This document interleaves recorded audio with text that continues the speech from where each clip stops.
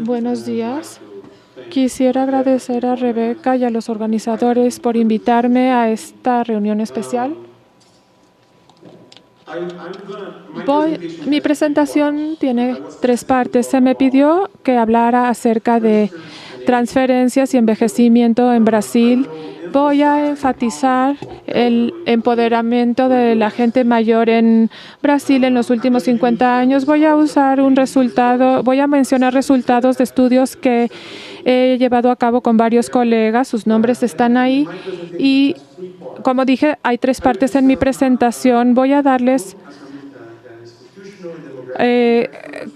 contactos institucionales de Brasil y me voy a enfocar en 3 desenlaces que están relacionados con el envejecimiento, que son pobreza, reducción de la pobreza, el cambio en la inequidad y cambios en disposiciones de vida o de vivienda.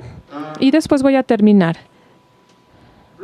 Brasil, hay muchas idiosincrasias sobre Brasil cuando observamos Latinoamérica. Entonces, la historia que les trato de contar aquí es de un país que es muy grande, con mucha población, con una economía difícil, con mucha inequidad, ha sido desigual por mucho tiempo. Es un país muy diverso, con diversidad racial, regional, que experimentó una transición demográfica muy rápida y otras transiciones. Hubo transiciones simultáneas en Brasil y ahora se están dando estas transiciones también. Y Brasil no es un caso especial. También hay otros países que experimentan esto también, pero ha sido esto dramático y rápido en Brasil y estamos hablando de la transición demográfica, educación en el mercado económico, la consolidación de programas de bienestar social en Brasil, la expansión de estos programas, todo sucedió al mismo tiempo. Entonces, soy demógrafo, entonces voy a empezar con 2 indicadores importantes de la transición demográfica. La tasa de mortalidad infantil que bajó en 10 veces. Esto es más rápido que en China y que en México y por supuesto tiene consecuencias para la salud y mortalidad más adelante en la vida y la estructura de edades y consecuencias para la estructura familiar. Y después tenemos la disminución en la mortalidad infantil que fue seguida por la tasa de fertilidad, que también fue una transición muy rápida, de 6 hijos que tenía una mujer en el 96 a 1.8 o 9. Ahora muchas mujeres ya no tienen hijos, y esto también tiene consecuencias para el envejecimiento en términos de la población, pero también el tamaño y la estructura de las familias. Otra parte de este contexto es la participación en la fuerza laboral. En los últimos 50 años, las mujeres de gente de 10 años o mayor, solo el 15% de las mujeres trabajaba y ahora el 50% trabaja. Hay una disminución ligera, pero hubo un incremento muy grande en las mujeres. Hay una disminución ligera en hombres y esto se debe a la expansión de seguridad social y después voy a hablar de esto, pero los hombres más grandes están trabajando menos. Educación. Florencia habló de la educación y Brasil tardó mucho en hacer inversiones masivas en educación. Cuando vemos la década de los 60, la mitad de la población, y estos son adultos, mujeres, 30 a 69 años, la mitad no tiene ningún tipo de educación. Entonces, esto ha cambiado, pero es muy reciente. Y vemos en 2000 el incremento en el número de escolaridad. Y esto es lo que esperamos para 2040, pero esto es tardío, por lo que ya se mencionó antes en términos de la inequidad intergeneracional, en términos de la transmisión de educación, pero ya está sucediendo ahora. Entonces, aquí tenemos el 1988. En este año terminábamos un gobierno militar y estábamos preparando una nueva constitución, y en esta nueva constitución los congresistas decidieron expandir los programas sociales. No tenían en mente los cambios demográficos ni otros cambios que estaban sucediendo, pero la idea era construir un programa de bienestar social, y expandieron simultáneamente inversiones en educación, en seguridad social, mucho dinero, y en salud. Y la consolidación del sistema de salud pública en Brasil viene de esta época. Y aquí se ve que hay incrementos abruptos en 1981 y 88, especialmente en programas de no contribución en Brasil, pero la educación se estaba expandiendo junto con esto. Este fue un desafío porque nosotros estábamos gastando dinero en gente mayor y joven cuando la mayoría de los países en desarrollo invertía primero en niños, aumentaba la economía, mejoraba la productividad y después consolidaba la seguridad social para todos. Y como podemos ver aquí, solo tenemos 10% de la población de 65 y mayor, y ya gastamos 12% del PIB en pensiones. Y esto incluye no solo trabajadores privados, sino servidores públicos. Y nuestros sistemas no están financiados, sino es pagando a medida que se vence. Y el gasto en educación representaba el 4% del GDP. Después voy a hablar de esto. Una cosa especial de esta expansión era de que en términos de la seguridad social todo el mundo recibía algo, incluyendo la gente menos educada. Entonces estábamos dando beneficios a todos, y en el caso de la educación se tomaba más tiempo expandirlo a los menos educados, y esto era malo, y es lo que Florencia menciona, es la mala noticia en el caso de Brasil, este índice de expansión de inequidad. Entonces, ¿por qué dar beneficios a todo mundo, a toda la gente mayor en Brasil? Bueno, se puede usar un argumento de inequidad social. Si se ve la corte de 1930, es la gente que cumplió 60 cuando se escribió la Constitución. 70% de ellos vivió su niñez en pobreza. La tasa de participación de la fuerza laboral femenina en esta corte es muy baja, solo 20%. Las mujeres no trabajaban. 4 años de escolaridad, entonces había alta probabilidad de ser pobre a mayores edades. En 1988, entonces decidimos combatir la pobreza dando beneficios mínimos a todo mundo. Y digo esto porque cada vez que hablo acerca de empoderamiento de la gente mayor en diferentes públicos, a veces la gente dice, se siente mal, que soy pro edad, pero es real, hay un argumento social que es importante. Y en términos de los desenlaces, los primeros desenlaces obvios es las tasas de pobreza que disminuyó abruptamente entre la gente mayor porque dimos los programas a esta gente, y después de 1988 las tasas de pobreza entre la gente mayor disminuyeron tremendamente y más rápido que entre los niños, y esto tiene que ver con lo que dijo Florencia. En el caso de los niños no implementamos programas sociales sino hasta hace poco. Entonces las tasas de pobreza se reducían más con base en efectos de cohorte, efectos intergeneracionales. Si entre la gente mayor había un efecto muy marcado con la implementación de esta expansión de la seguridad social, y si nos acercamos a diferentes cohortes de nacimiento, vemos una disminución abrupta en cada una de las cohortes. Y en términos de inequidad, si medimos la inequidad en un periodo largo de tiempo, lo que vamos a encontrar es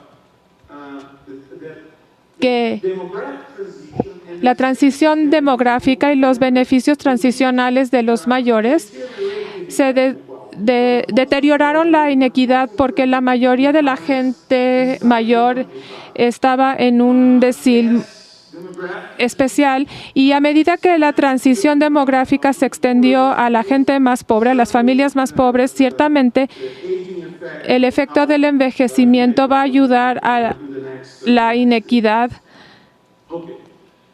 Y en términos, estos son los últimos resultados. Y en términos de las disposiciones del hogar, aquí uso diferentes clasificaciones con base en generaciones en el hogar, y estos son hogares donde vive gente mayor de 60 años y se clasifica en 3 tipos. Gente mayor viviendo sola, gente mayor viviendo en hogares de una sola generación, es decir, gente mayor viviendo con un pariente que puede ser el jefe, el cónyuge o un hermano, y gente mayor que vive en hogares multigeneracionales. Es gente mayor que vive en hogares con al menos 2 generaciones. El jefe de la familia, esa generación, una generación mayor y una generación menor. Entonces pueden aquí participar 3 generaciones, y tenemos que hacer esto porque se basa en datos de censos, y todo pasa a través del jefe del hogar o de la cabeza de familia. Y lo que vimos de 1970 a 2010 es mayor prevalencia de gente sola viviendo en Brasil o en hogares de una sola generación. Y esto se relaciona con seguridad social y la expansión de la seguridad social, pero en términos de vivir solos, estamos por debajo de otros países como Estados Unidos, como se ve en esta gráfica. ¿Qué hay de los hogares multigeneracionales?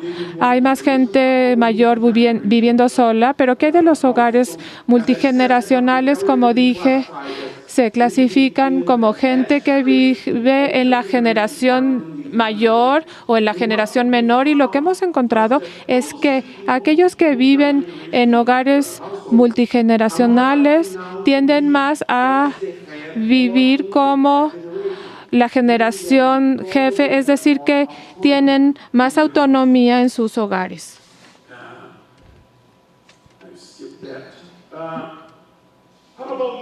Y si vemos por grupos educativos, esta es la distribución para la gente mayor. Como vemos, hay ciertos cambios.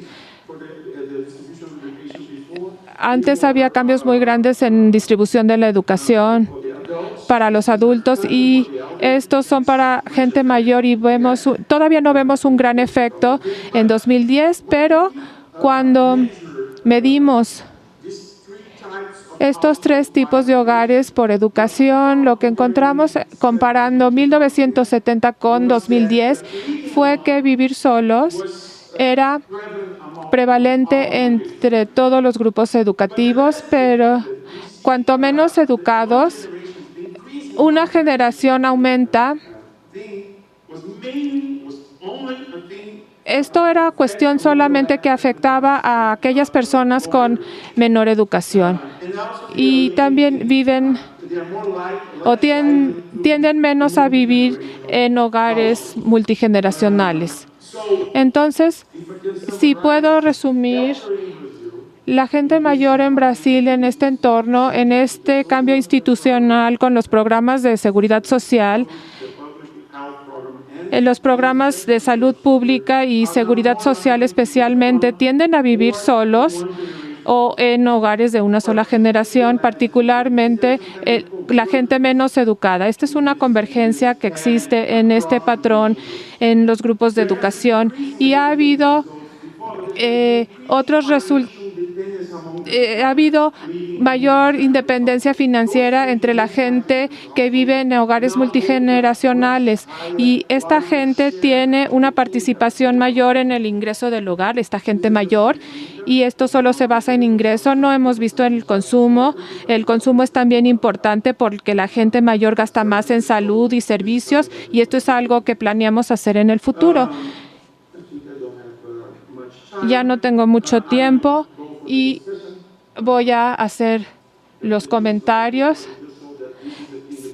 Esta es la perspectiva de la gente mayor, pero podemos cambiarlo a la perspectiva de los hijos. Y si vemos a los hijos por las edades en las que, por la forma en que está estructurada, y ahora hay más niños viviendo con gente mayor.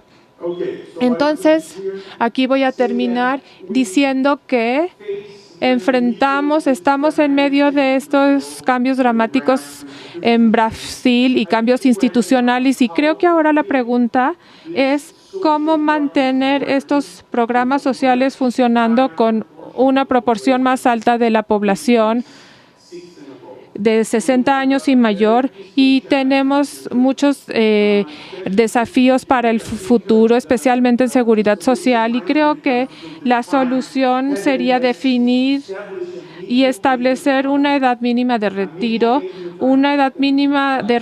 que pueda ser flexible y que aumente con la longevidad. Y esto ha sido difícil de implementar en Brasil. La gente mayor en Brasil se retira a una edad muy temprana. Tiene que ver con el tiempo. Si nos toma mucho tiempo para hacer este cambio, vamos a producir mucha inequidad y tal vez necesitemos migración internacional. No hemos hablado mucho de migración internacional en Brasil. Las tasas son aún muy bajas y de nuevo es momento de mencionarlo. Hace 100 años era importante incentivos para ahorro. Educación financiera, esto es un problema, y el segundo dividendo demográfico, y dice que Brasil es negativo, es decir, que transferimos mucho dinero público a la gente mayor, es decir, que no hay incentivos para ahorrar, y hay otro dividendo que viene del capital humano, y en Brasil hay muchos cambios educativos, pero la calidad de la educación es un gran problema. No está creciendo la productividad, no está aumentando para nada. Entonces tenemos un gran problema en productividad y esto no se traduce en aumento de capital humano, crecimiento y más impuestos para pagar y sostener a la población mayor. Bueno, esto ya fue muy rápido y breve, y solo quiero mencionar que Florencia habló acerca de los servicios de hogares en Brasil. De encuestas en Brasil en hogares. En Brasil tenemos buenos datos al respecto, hay buenas encuestas. Hemos intentado casi todo para responder a estas preguntas con los datos clásicos. El problema es que